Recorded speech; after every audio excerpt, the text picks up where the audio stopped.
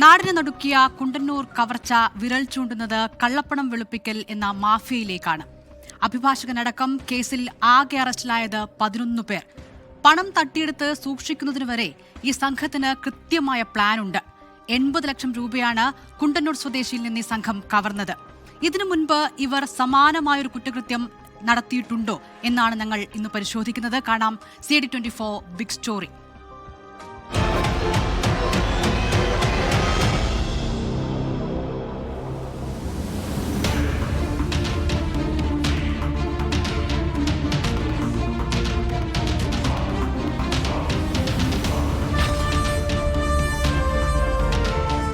ഒന്ന് വെച്ചാൽ 2, 2 വെച്ചാൽ 4, 80 ലക്ഷം വെച്ചാൽ 1,10,00,000 രൂപ. ഇതാണ് കൊച്ചി കുണ്ടന്നൂരിലെ തോക്കു ചൂണ്ടിയുള്ള കവർച്ചയുടെ അടിസ്ഥാന തത്വം.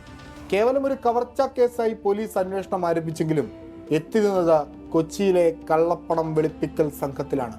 അതിലൊരു അഭിഭാഷകനും ഉൾപ്പെടുന്നു. ചെറിയ ടീമല്ല, വലിയ സംഘമാണ് കൊച്ചിയിൽ ഇത്തരത്തിൽ കള്ളപ്പണം വെളുപ്പിക്കാൻ മുന്നിലുള്ളതെന്നാണ് പോലീസിന്റെ ഇതുവരെയുള്ള കണ്ടെത്തൽ.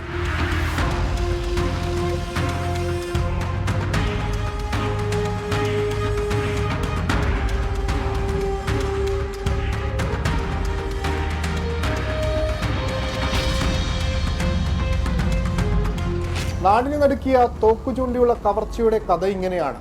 പരാതിക്കാരനായ സുബിന്റെ കുണ്ടന്നൂരുള്ള വ്യവസായ സ്ഥാപനത്തിലേക്ക് പ്രതികളായ ജോജിയും വിഷ്ണുവും എത്തുന്നു. ഉച്ചയ്ക്ക് 3:30 ഇവർക്ക് നൽകാനായി 80 ലക്ഷം രൂപ സുബിന്റെ ഓഫീസിലുണ്ടായിരുന്നു. ഈ പണം ജോജിയും വിഷ്ണുവും ചേർന്ന് എണ്ണി തിട്ടപ്പെടുത്തി.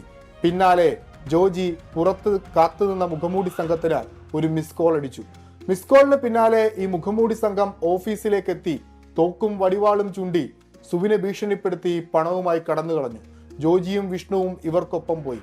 ഇവരെ പുറത്ത് കാത്തുനിന്നിരുന്ന ഇടനിലക്കാരൻ സജിനെ മരട് പോലീസ് കസ്റ്റഡിയിലെടുത്ത് ചോദ്യം ചെയ്തപ്പോഴാണ് ഇത് കേവലം കവർച്ചയല്ല, കള്ളപ്പണം വെളുപ്പിക്കലിന്റെ മോഡേൺ രീതിയാണെന്ന വിവരം പോലീസിന് ലഭിച്ചത്.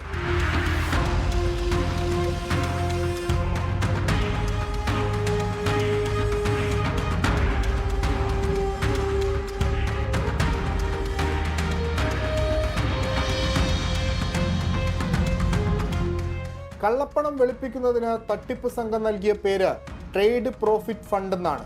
ഇതിന്റെ രീതി ഇങ്ങനെയാണ്: 80 ലക്ഷം രൂപയുടെ വൈറ്റ് മണി തട്ടിപ്പ് സംഘത്തിന് നൽകിയാൽ അവർ 1,10,00,000 രൂപ തിരികെ നൽകും. പിന്നീട് ഈ 1,10,00,000 രൂപയുടെ ഒരു ബിസിനസ് നടന്നിട്ടുണ്ട് എന്ന് ചൂണ്ടിക്കാണിച്ച ഒരു ബില്ല് തയ്യാറാക്കും. ബില്ല് തയ്യാറാക്കി ഇതിൽ ബിസിനസ്സിൽ സംഭവിച്ചിട്ടുള്ള തുകയിൽ ഒരു നിശ്ചിത തുക GST അടക്കും. അതോടുകൂടി ഈ തുക വൈറ്റ് മണിയായി മാറുന്നു. അതായത് 2 ദിവസം കൊണ്ട് 20 ലക്ഷം രൂപയുടെ ലാഭമാണ് 80 ലക്ഷം വൈറ്റ് മണി നൽകുന്ന ആൾക്ക് ലഭിക്കുന്നത്. ഇത് ഞെട്ടിപ്പിക്കുന്ന ഒരു തട്ടിപ്പാണ്. ഈ തട്ടിപ്പ് കേന്ദ്രീകരിച്ചുള്ള അന്വേഷണം ഇപ്പോൾ വളരെ ശക്തമായി തന്നെ നടക്കുകയും ചെയ്യുന്നുണ്ട്.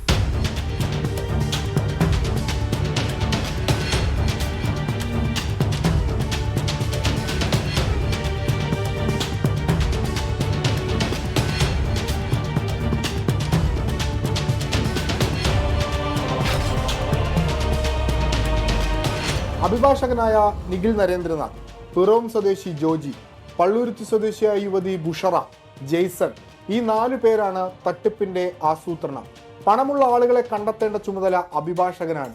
ആളുകളെ കൺവിൻസ് ചെയ്യുക ജോജി. തട്ടിപ്പിന്റെ ബാക്കി ആസൂത്രണം ബുഷറയും ജെയ്സണും ചേർന്ന്. അങ്ങനെയാണ് തോപ്പുംപടിയിൽ വെച്ച് ആദ്യ ഡീൽ നടത്താൻ തീരുമാനിച്ചത്.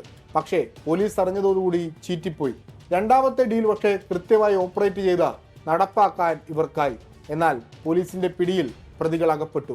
പണം എങ്ങനെ, അതായത് തട്ടിയെടുക്കുന്ന പണം എങ്ങനെ ചെലവാക്കണമെന്ന് പോലുമുള്ള കൃത്യമായ ധാരണ ഇവർക്കുണ്ടായിരുന്നു. സുബിന്റെ കയ്യിൽ നിന്ന് തട്ടിയെടുത്ത 80 ലക്ഷത്തിൽ 68 ലക്ഷം രൂപയോളം പോലീസിന് കണ്ടെത്താനായിട്ടുണ്ട്. ഇതിൽ 14 ലക്ഷം രൂപയുടെ ഏലക്കയടക്കം ഉൾപ്പെടുന്നു.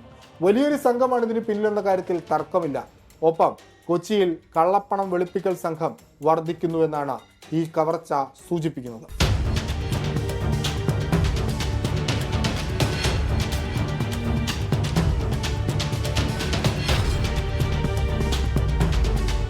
കൊച്ചിയിൽ മാത്രം ഒതുങ്ങുന്ന ഒരു സംഘമല്ലത്. രാജ്യവ്യാപകമായി കിടക്കുന്ന കള്ളപ്പണം വെളുപ്പിക്കൽ ശൃംഖലയുടെ ഭാഗമാണ്. അത് കൊട്ടേഷൻ സംഘങ്ങളും ലഹരി മാഫിയയുമായി ലിങ്ക് ചെയ്തിട്ടുണ്ട്.